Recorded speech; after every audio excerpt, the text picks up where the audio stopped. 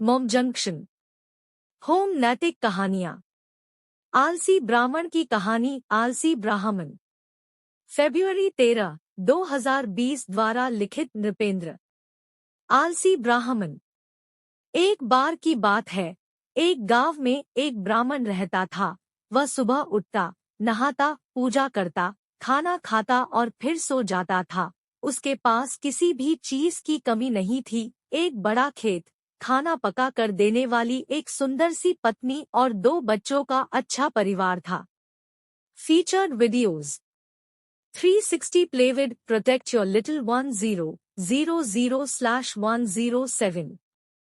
सब कुछ होने के बाद भी ब्राह्मण के घरवाले एक बात से बहुत परेशान थे। वो बात यह थी कि ब्राह्मण बहुत आलसी था। वो कोई भी काम खुद नहीं करता था और दिन भर सोता रहता था। एक दिन बच्चों का शोर सुनकर ब्राह्मण जाग गया और उसने देखा कि उसके दरवाजे पर एक साधु महाराज आए हैं।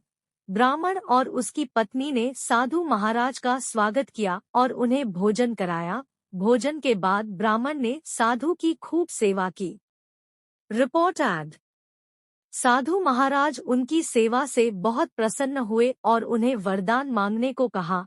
ब्राह्मण ने वरदान मांगा कि मुझे कोई भी काम न करना पड़े और मेरी जगह कोई और मेरा काम कर दे। तब साधु उसे वरदान में एक जिन्न देते हैं और साथ में यह भी कहते हैं कि जिन्न को हमेशा व्यस्त रखना, अगर उसे काम नहीं दिया तो वो तुम्हें खा जाएगा। वरदान पाकर ब्राह्मण मन ही मन बहुत खुश हुआ और साधु को आदर के साथ विदा किया। साधु के जाते ही वहां एक जिन्न प्रकट हुआ। पहले तो ब्राह्मण उसे देखकर डर जाता है, लेकिन जैसे ही वो ब्राह्मण से काम मांगता है, तब ब्राह्मण का डर दूर हो जाता है और वो उसे पहला काम खेत जोतने का देता है। जिन्न वहां से गायब हो जाता है और ब्राह्मण की खुशी का ठिकाना नहीं रहता। कुछ ही देर में जिन्न फिर आ जाता है और बोलता है कि खेत जोत दिया, दूसरा काम दीजिए। ब्राह्मण सोचता है कि इतना बड़ा खेत इसने इतनी जल्दी कैसे जोत दिया। Report add. ब्राह्मण इतना सोच ही रहा था कि जिन्न बोलता है कि जल्दी मुझे काम बताओ, नहीं तो मैं आपको खा जाऊंगा।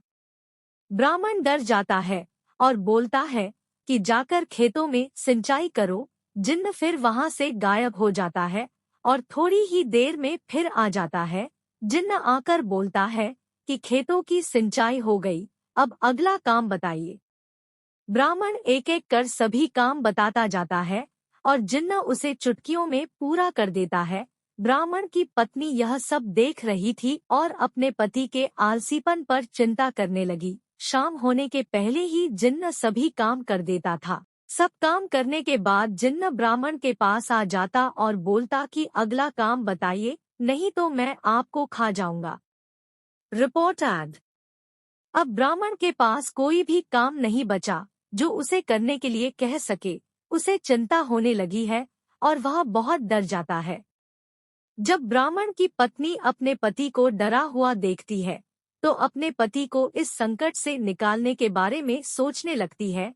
वह ब्राह्मण से बोलती है कि स्वामी, अगर आप मुझे वचन देंगे कि आप कभी आलस नहीं करेंगे और अपने सभी काम खुद करेंगे, तो मैं इस जिन्न को काम दे सकती हूँ।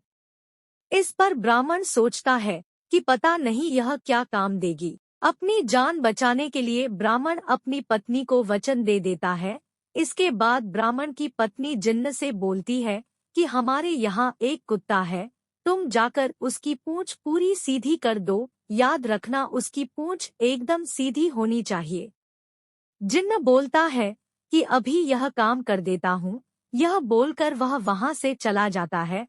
लाख कोशिश के बाद भी वह कुत्ते की पूंछ सीधी नहीं कर पाता और हार मान लेता है। हार कर जिन्न ब्राह्मण के यहाँ से चला जाता है।